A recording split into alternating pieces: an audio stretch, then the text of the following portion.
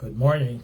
It's early in the morning. I wanted to come in live and explain a few things that happened today in respect to the autopsy that was conducted by the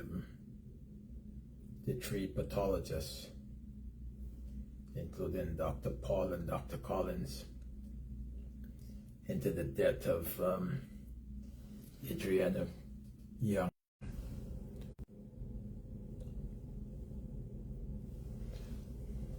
So this, okay, share the live because people need to hear what I have to say. So we had three pathologists who conducted the autopsy. And so you have to understand the stages that happens for a pathology report. So the first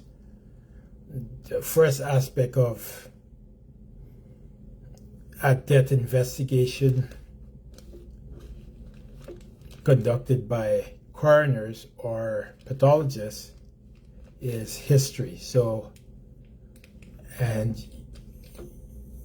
you probably heard it somewhere else. So what the pathologists do is they interview the family, they interview some witnesses, they review the police reports, they review other evidence that are available. That's what they do. So they review a whole set of stuff. And I think I might be one of the most experienced persons of Guyanese descent and that could speak to these matters because in 2021 I was appointed a presiding officer under the Coroners Act, Ontario's Coroners Act. So I've presided over deaths in various circumstances, whether it was mandatory inquest or discretionary inquest. So I presided over a few of them.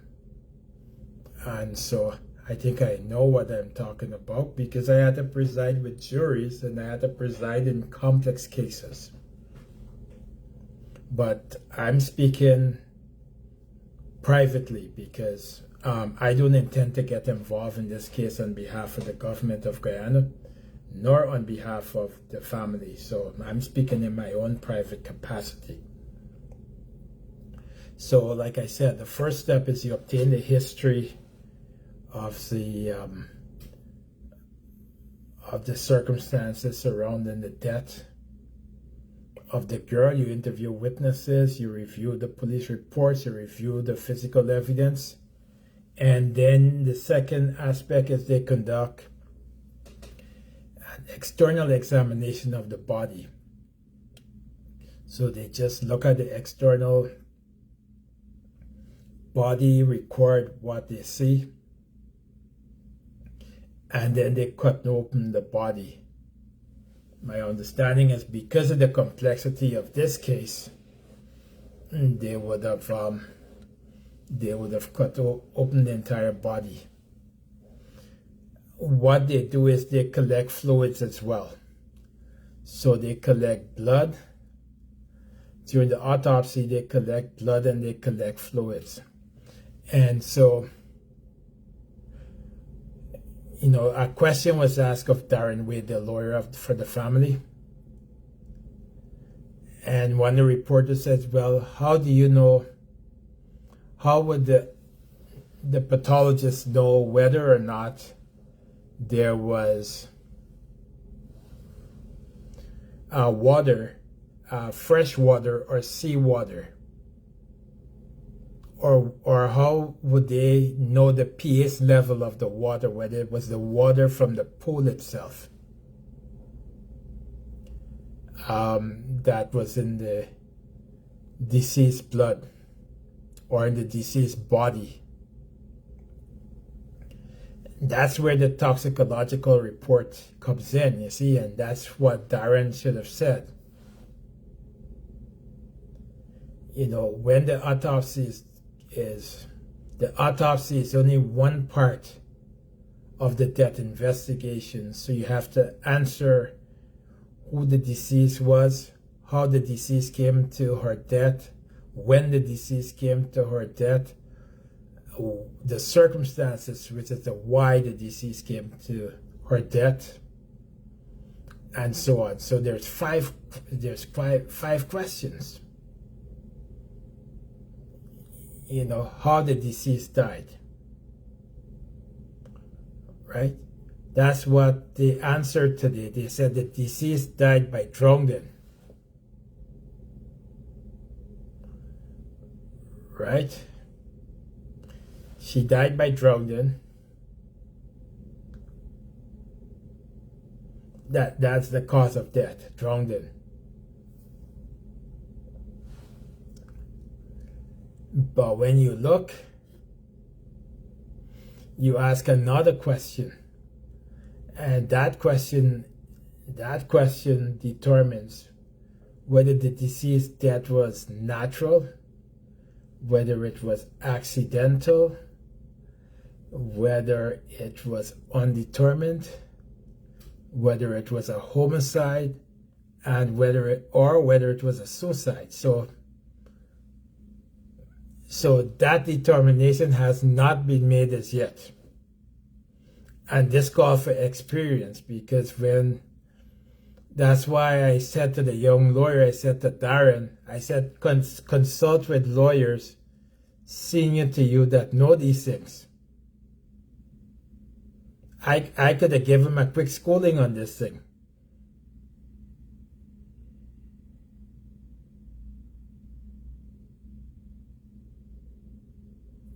I could have given him a quick schooling on this thing, on these aspects, so that when he go before the cameras, he could have been very articulate.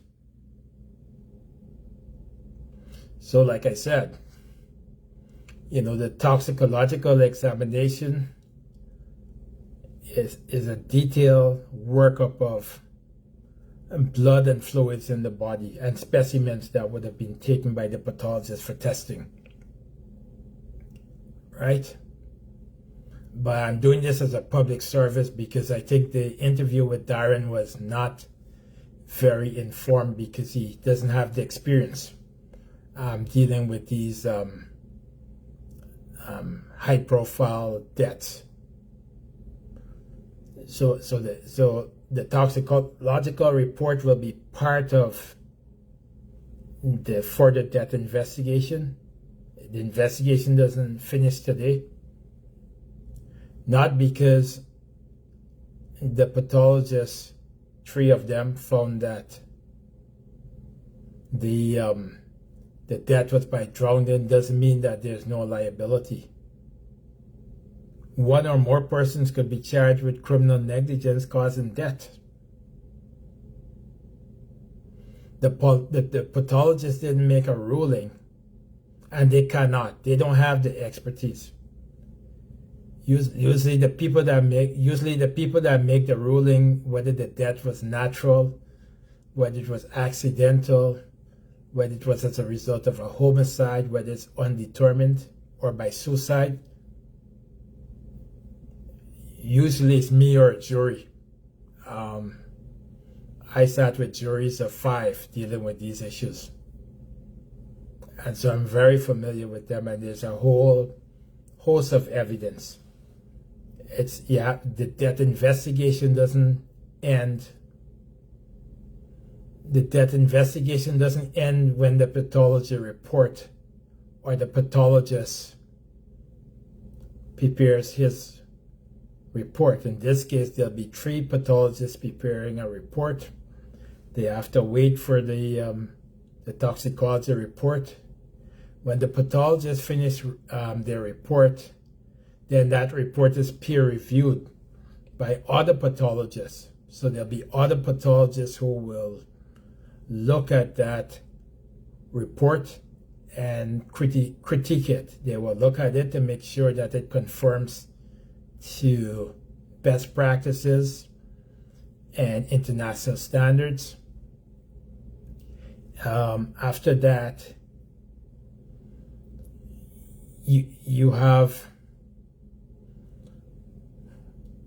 the involvement of the Director of Public Prosecution. So the Director of Public Prosecution can look at everything and decide. For example, in this case, a death investigation may look at how the girl got to the pool, why she was in the pool, who was supervising her in the pool, was she wearing a life jacket? I haven't heard people spoke about that.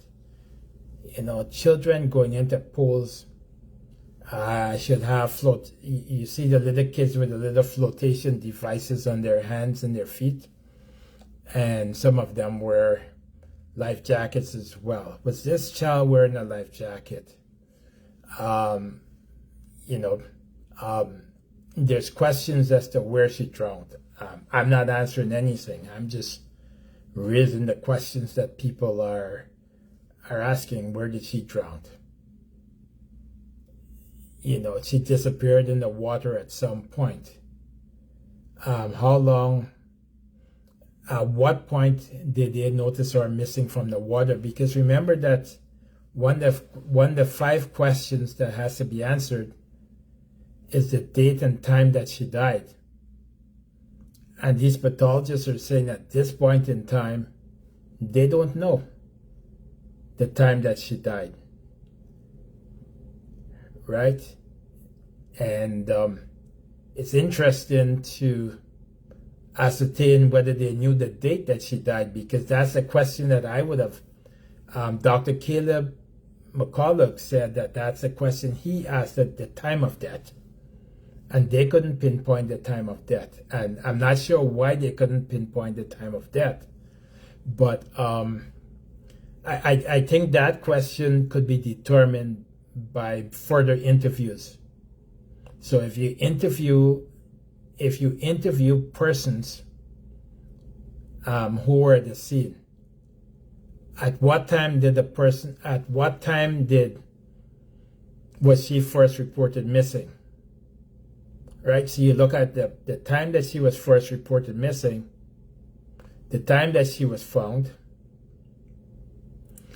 and then between the time that she was reported missing and the time that she was found, the level of decomposition. And my understanding is that she was found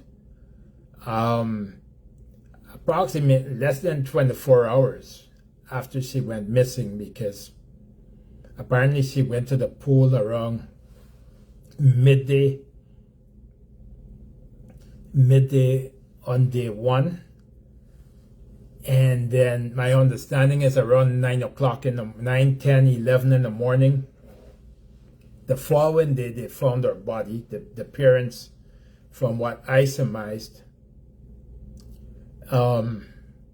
they were outside of the hotel, didn't leave over the 24-hour period. So you can backtrack. You do not need some people are calling for the FBI. They're calling for, or the RCMP or Scotland Yard to investigate this case. You don't need that. You don't need any of that.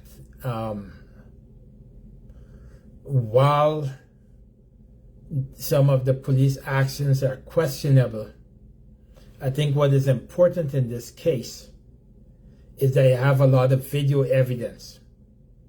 So you have a lot of evidence from the scene. You also have a lot of eyewitnesses, and so that is going to be important. Plus, you have, so you know, like a case like this. Here how a case like this could play out. Firstly,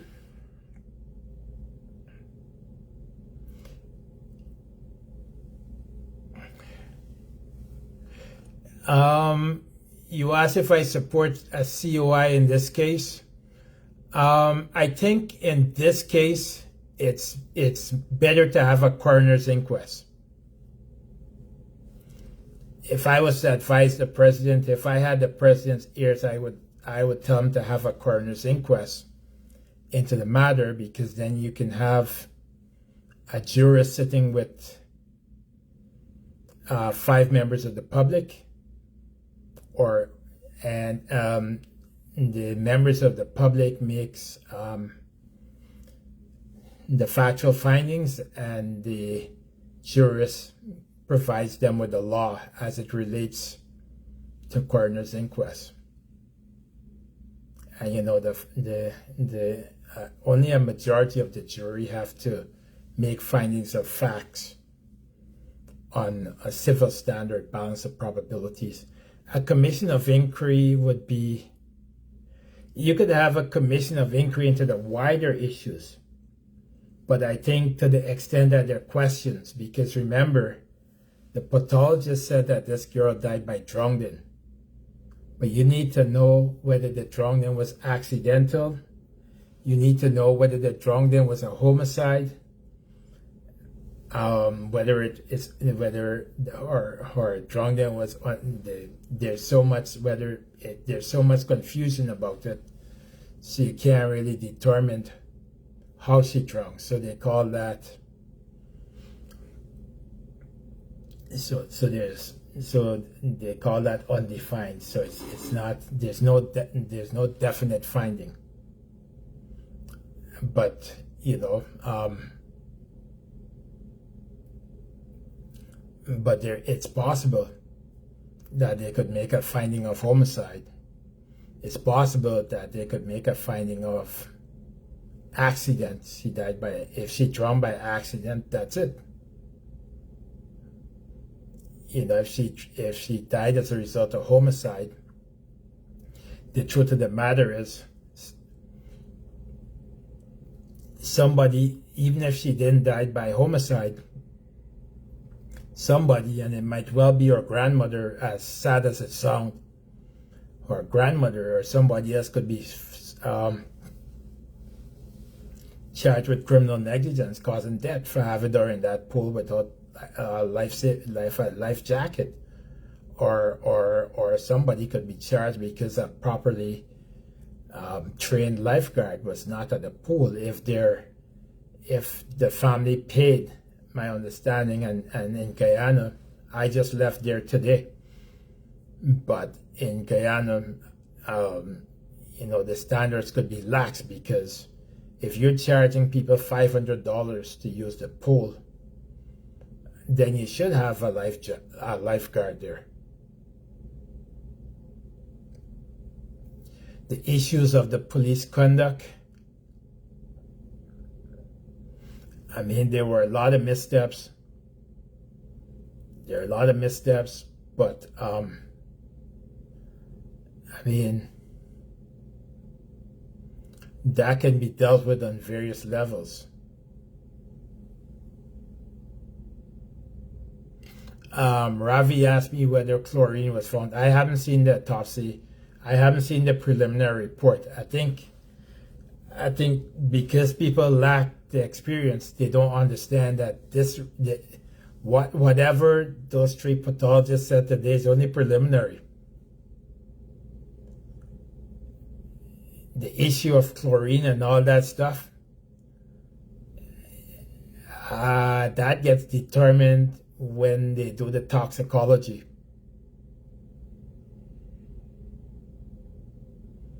So the toxicology report, and those of us who have done inquest and homicide cases, there's a lot of stuff.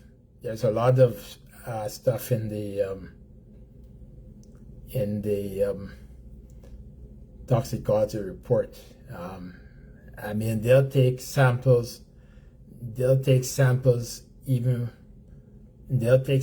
from our body, various parts of our body, and send it for toxicological testing.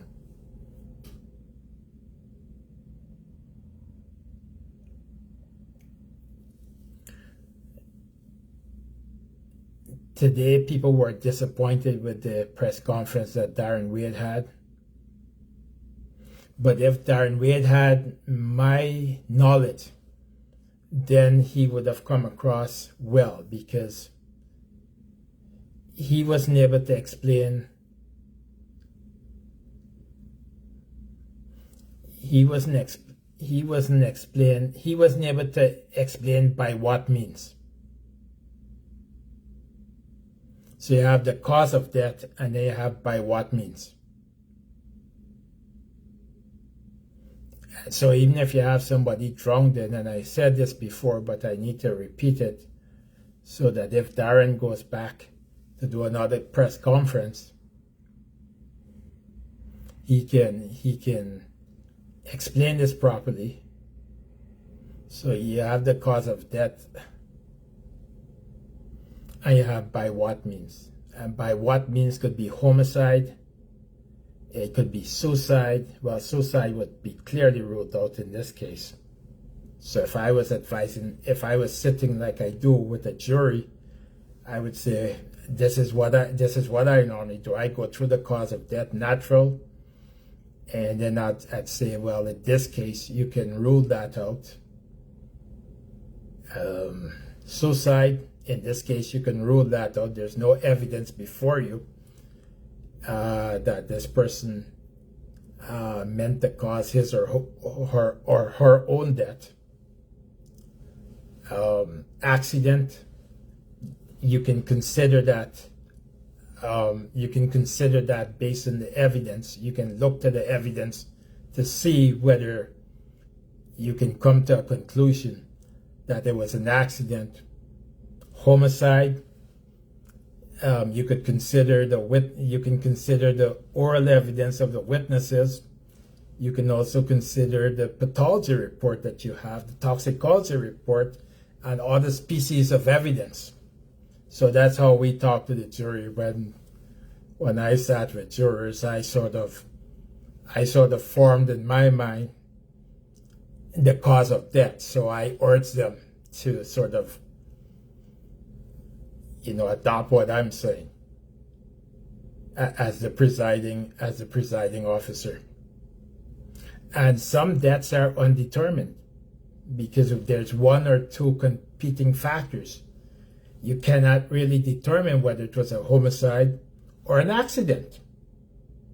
So if you have issues as to whether it was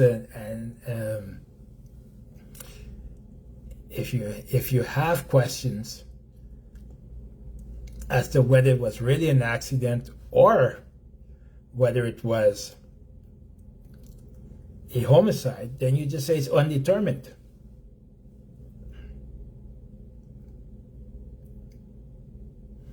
But like I said, I don't think you're going to get a homicide charge. I don't think you're going to get a first-degree murder in this case.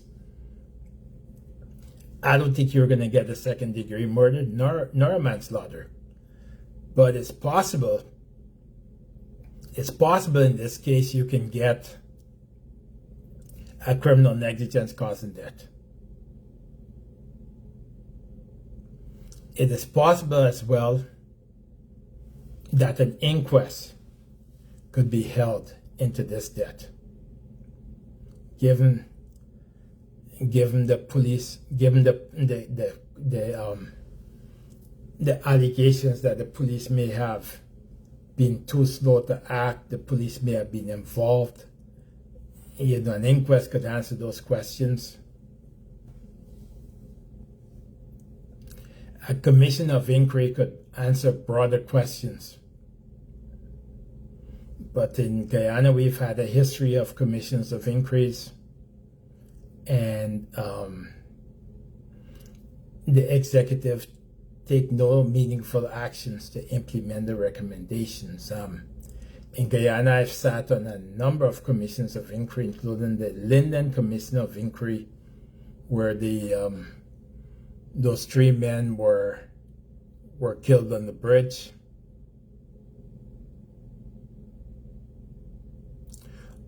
And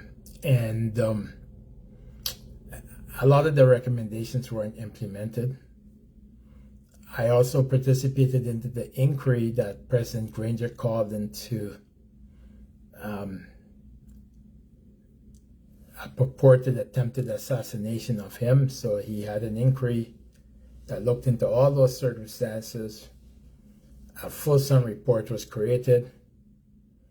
And all they did is they took the report and had a media frenzy with it. That was it.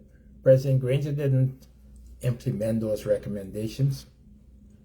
When the Georgetown prison was burnt down, I was appointed as the Joint Services lawyer that represented the state. Numerous recommendations were made, and most of them were not implemented. We had the Walter Rodney Commission of Inquiry as well. I was in that as well. So, and very few of the recommendations were implemented. We had the Lindo Creek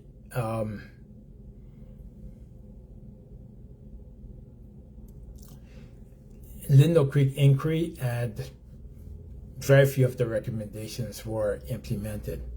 I didn't want it to interrupt my train of thought, but I have seen the questions that Ravi Singh asked, and that's why you need an inquest.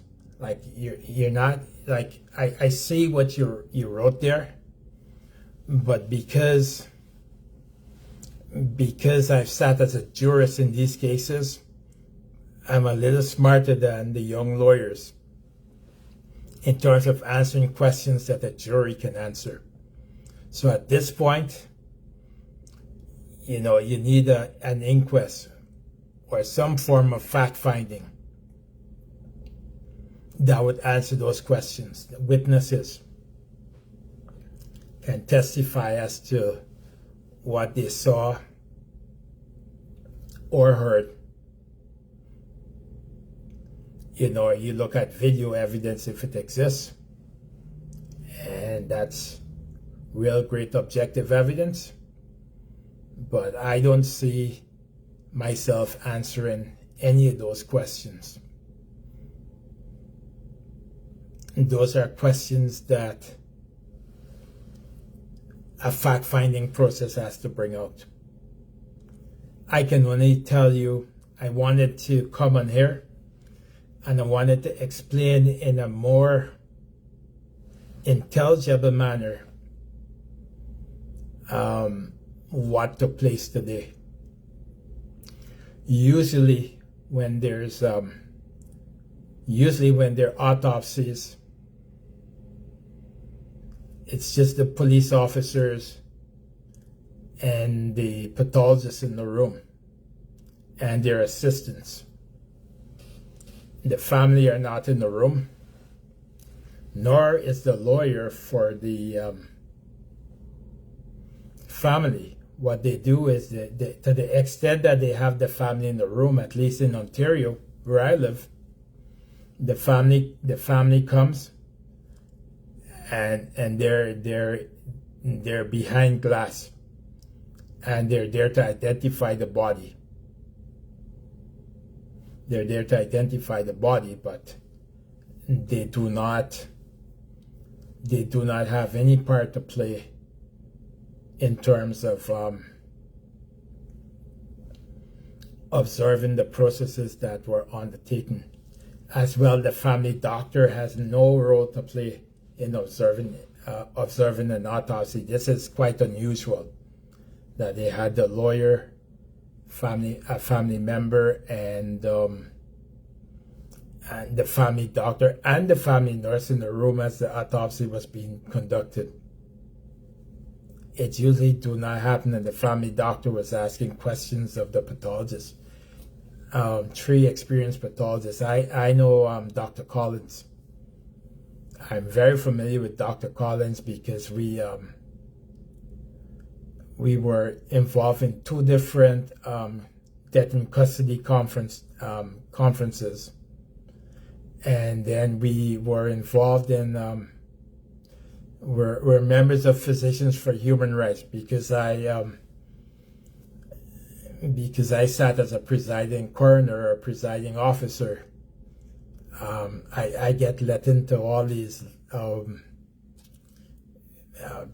groups where the pathologists are. So I got involved in Physicians for Human Rights, which is like an international body based out of the United States that's chaired by Dr. Mitchell, who is who works for the office of the Chief Medical Officer in Washington, D.C. So he chairs that with Dr.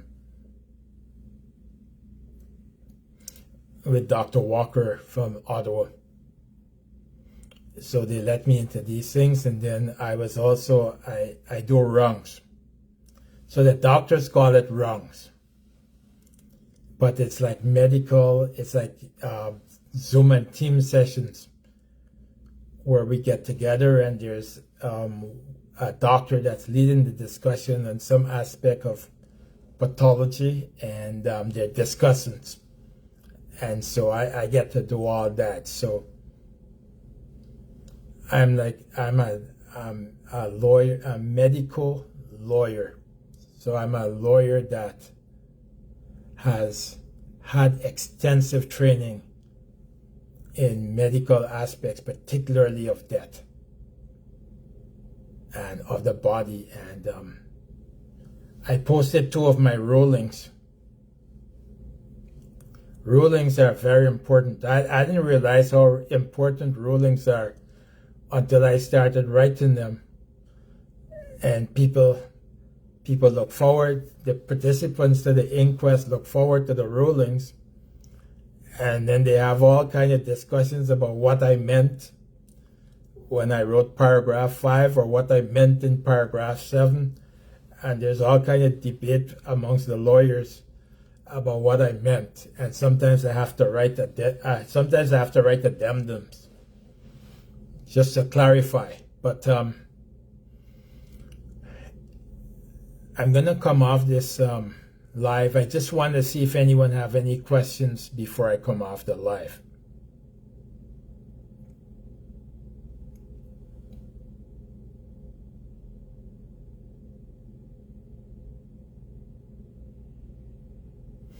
I don't see any questions. I want to address, so somebody says, I'm not discounting the medical outcome. I'm just sad. Well, I mean, the medical outcome is drowning. Remember that they examined the body,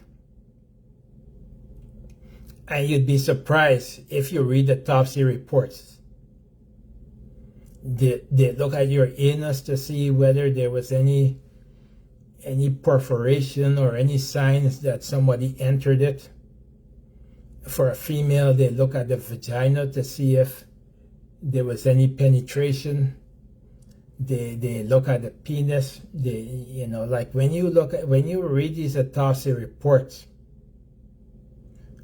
and when you look, like in this case, there's a video, and so you'll see everything if there's a public hearing, whether it's a criminal matter, a commission of inquiry, or a inquest. You see everything. Twinkie Aria asks, what is the standard for removing the police commissioner? The only person that could remove the police commissioner is His Excellency Dr. Mohammed Orphan Ali. Nobody else can remove the commissioner of police.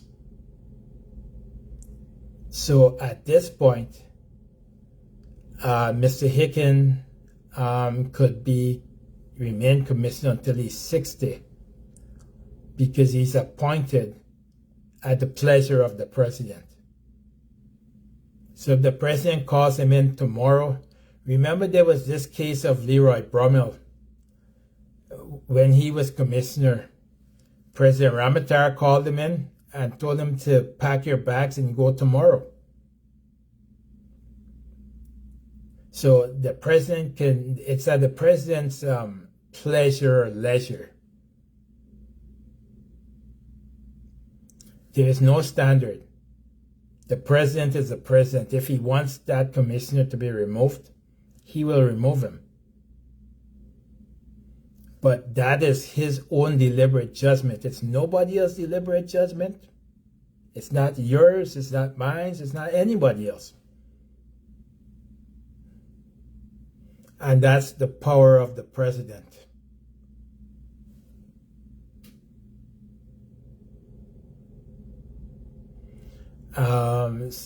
Ravi says wants to rule out foul play. Well, everything is on the table right now. If you heard what I just said, there's still, you still have processes. You still have the DPP. You still have you still have an inquest. You still have perhaps a commission of inquiry. So nothing is ruled out yet.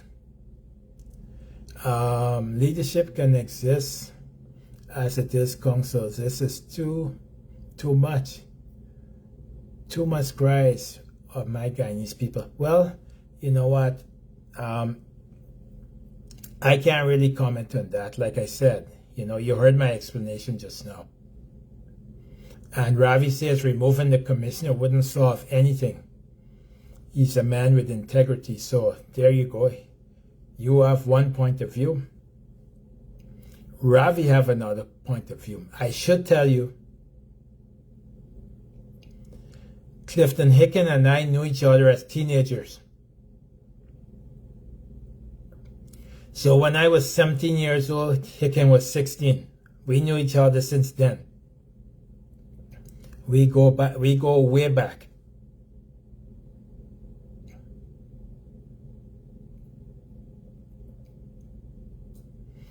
We go way back, but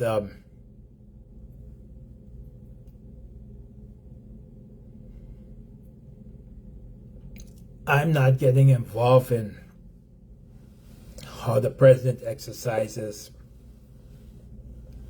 his discretion in these things. But you say, let's test that in public hearings. Yeah, you can test.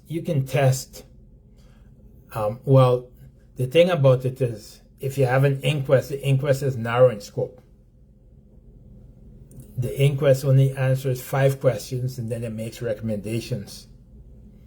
If you have a commission of inquiry, then the commission of inquiry is scoped by the president or whoever drafted terms of reference.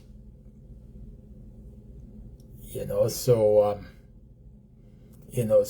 even that might have its limitations. But I think it's a difficult time. You have a whole bunch of competing stuff going on. You have the situation in Linden that, it has a police officer being charged with murder, but you also have to have an inquest into the death of the person that died because he died at the hands of a police bullet. So you have lethal force on a citizen who may or may not. He simply was a person of interest. He wasn't even a suspect because there was no wanted bulletin. There was nothing put out for this person. He was simply a person of interest that the police wanted to question. So that's the Peters guy. And then you have the person who died at the public demonstration the following day. And they're not sure whether it was a stray bullet or whether he was part of the protest. His family are saying different things. So, but you have to be decisive in these things. You have to be decisive in what you do. You can't really punt these things over, especially,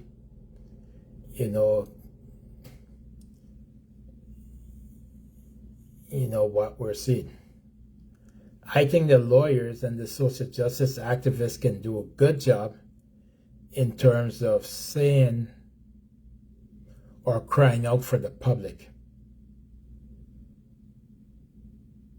But it seems like the public are even dissatisfied with that. I mean, there are fires all over Guyana yesterday. Agricola, huge disturbances in Belladrum, even under quarantine.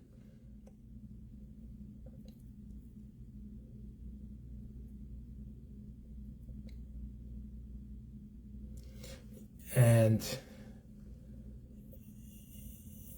you know, Twinkle says this issue needs holistic approach, executive, judicial, legislative, and the voice of the people. That sounds like a Truth and Reconciliation Commission. Is that what you were thinking about?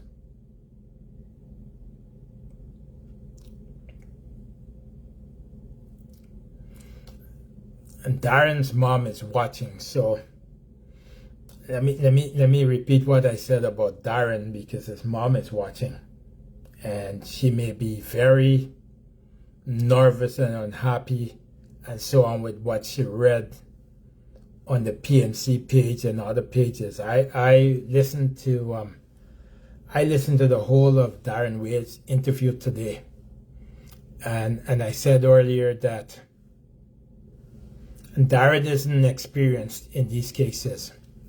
So some things he shouldn't have answered, and some things that he could have answered he didn't know the answer to. And so I hope he listened to this tomorrow. So there's the cause of death and there's the manner of death. And the cause of death was found to be drowning, but the cause of death is drowning. But the manner of death is drowning, and the cause of death could be a homicide, it could be an accident, it could be suicide, it could be natural, or it could be undetermined. Five of them. And we normally have a two-pager. We have a two-page pamphlet that we usually give the jury that explains this and chart it for them. So when Darren spoke about the drowning, he could have said, if it was Selwyn Peters, right? And I'm sorry I'm not in Guyana. Darren is my friend. So I probably would have showed up with Darren and sat off the side and passed him notes. Because he could have said, look, yes, the three pathologists found that she drowned. But still to be determined is whether the drowning was a homicide, whether it was an accident, whether it was an undetermined death. You know, we can rule out suicide or we could rule out natural causes.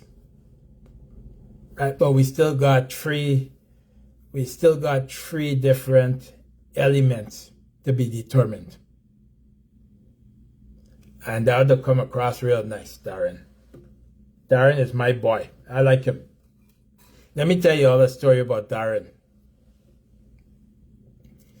So the President Granger appointed me joint services lawyer in 2016 when the prison burned down. And he appointed a commission of inquiry chaired by my cousin, Justice Patterson. He's part of the Abraham Sanko Patterson Elliott clan. So we're family. And so Darren was called in 2016. And I was in New York and I told Darren the story. He forgot about it. Darren showed up at the Commission of Inquiry the second day. And he was just a new call. He was called in 2016. And Justice Patterson wanted to give Darren a hard time. And Justice Patterson told Darren, you can't be part of this Commission of Inquiry unless you have personal clients.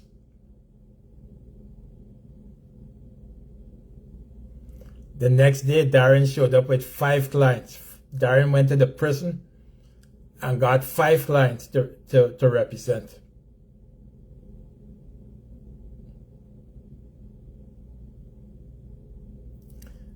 And Darren Wade has always earned my respect. That's why I wrote him a little public missive the other day, talking to him. Because he's tenacious, he's intelligent, he's willing to learn, he's willing to engage with senior counsel.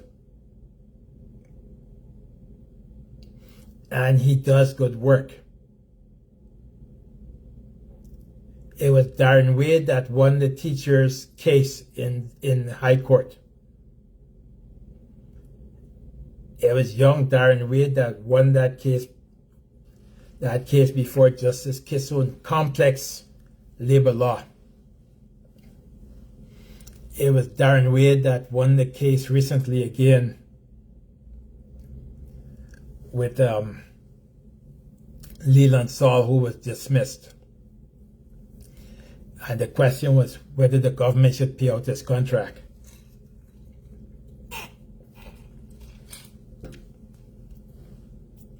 Regardless of whether those cases are slam dunk, you have to put the work in. And Darren Wade puts the work in. And he has been working hard in this case.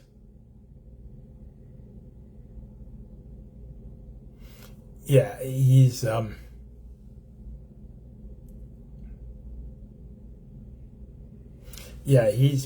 put in a lot of work in this case. I don't know what the family is gonna do in respect to him, because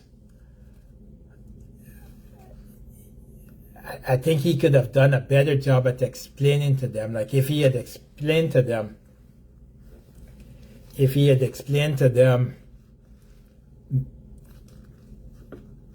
that while, drowning is not the be all and end it all, you still have to find out, you still have to do more probing, they probably would understand. So I don't know how he explained that to them, because the father was pretty upset at the autopsy finding. But if it was explained to the father, well, look, we still have to determine whether the drowning was a homicide or an accident, or other causes. It could have been a different, maybe they would have taken it more. I mean, because even the public exploded because nobody explained this thing properly to them. Somebody could have called me. Somebody could have called me, and I probably would have explained it to them, because I told y'all.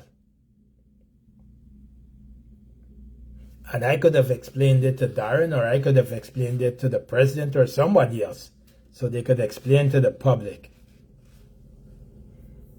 that there's still a lot of work to be done here. That pathology report has to be peer reviewed. The pathology report has to be peer reviewed. So you got the pathology report, you got the toxicology report. You're probably gonna get you're probably gonna get a second toxicology report. You're probably gonna get another independent expert reviewing everything and writing their own report. I wrote a ruling recently on that. I presided over an inquest, and the toxicology report only considers certain parts. And you could go on my Facebook page. You'll see the Musa ruling that I wrote, because one of the doctors hired his own toxicologist to write a report and to analyze the evidence that the previous toxicology report didn't analyze. And so I had to write a ruling on whether or not the toxicology report and the CV would be in the exhibit binder and put before the jury. So I had to act as a gatekeeper. I had to act as a gatekeeper and make that ruling. It's on my webpage. Just go on my Facebook page, you'll see it. It's the Musa ruling that I wrote. I posted that, and I posted a ruling I wrote on Elliot. But yeah, so that's how it is. There are complex issues. Like I said, an inquest will address 5 questions: who the deceased was, the date and time of death, the place of death, the manner of death, and the cause of death. Those are the 5 questions that it answers. It sounds so simple, but there's a whole bunch of workup. Like in all the inquests that I presided, our investigations were 2 to 3 years long. We were very thorough.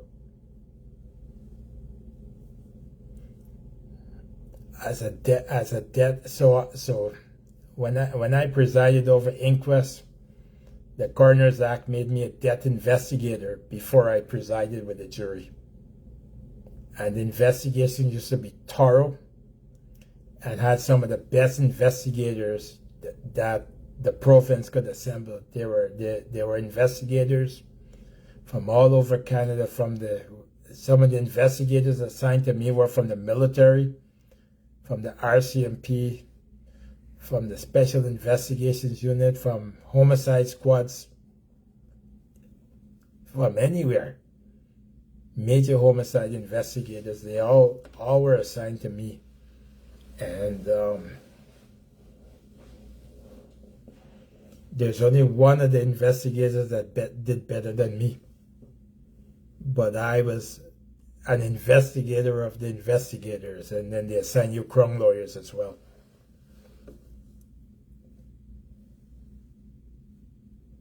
So, but I'm retiring, trying to smell the tea leaves. I'm in Trinidad right now. I went out tonight. I went out tonight and I came in late.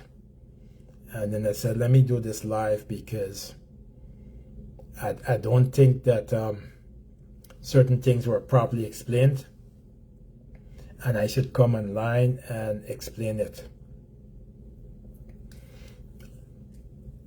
But I don't think people should bash the pathologists. Unfortunately,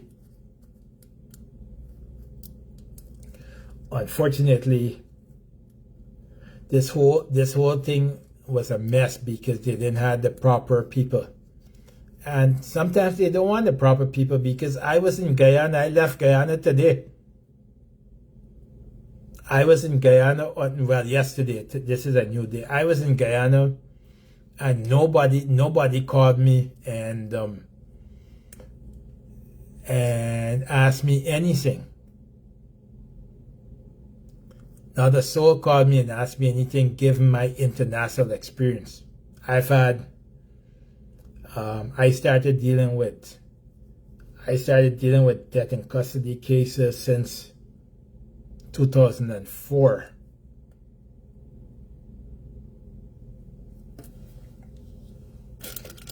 The only Guyanese that probably have my experience is Lily Burnham in England.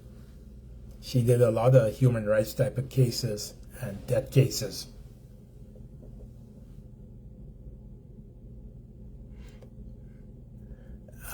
Joe Jagla says, you've made the man in the street much wiser regarding this sad situation. I think I had a duty to do it, Joe, because, you know, people are burning down the place. But people are burning down the place because nobody has taken the time to sort of break things down for them in a way they could understand explain the processes to come.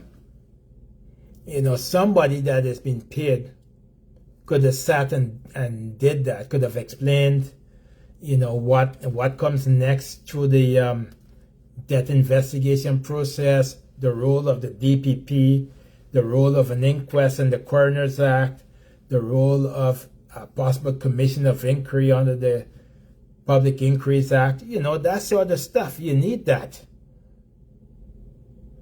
You know, people will calm down.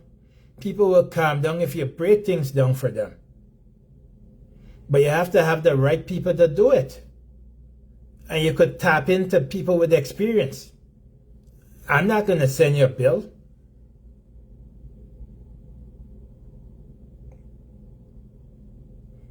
But I'm not going to allow myself to be used too.